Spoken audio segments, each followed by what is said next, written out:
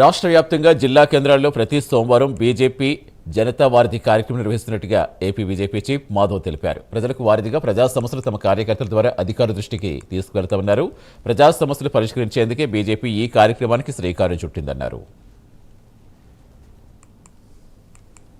వ్యాప్తంగా భారతీయ జనతా పార్టీ ఆంధ్రప్రదేశ్ నేతృత్వంలో ప్రతి జిల్లా కలెక్టర్ ఆఫీసులో ప్రతి వారం ఏదైతే సోమవారం ఏదైతే గ్రీవెన్స్ డే ఉందో పీజీఆర్ఎస్ అని చెప్పి రాష్ట్ర ప్రభుత్వం పెద్ద ఎత్తున అనేక సమస్యలు పరిష్కారం చేయాలి అని చెప్పి ఒకే వేదికన కలెక్టర్, జాయింట్ కలెక్టర్, ఆర్డీఓ అలాగే కొత్తగా ఈ రోజు నుంచి ఏదైతే దీర్ఘకాలిక రెవెన్యూ సమస్యలు ఉన్నాయో వాటిని పరిష్కరించుకోవటం కోసం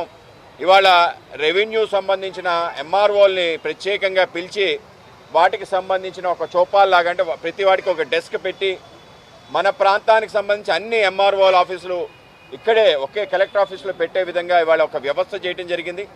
అనేక మంది అనేక సంవత్సరాలు బట్టి వాళ్ళకి ఏవైతే పట్టాలు ఇచ్చారో ఆ పట్టా భూములు 22A పెట్టడం కారణంగా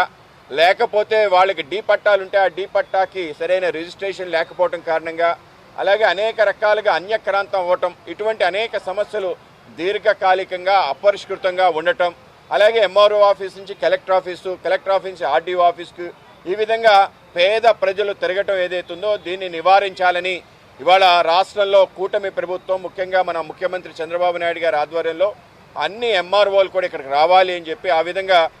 one stop solution for revenue issues అని చెప్పి ఇవాళ కొత్తగా ప్రారంభించడం జరిగింది.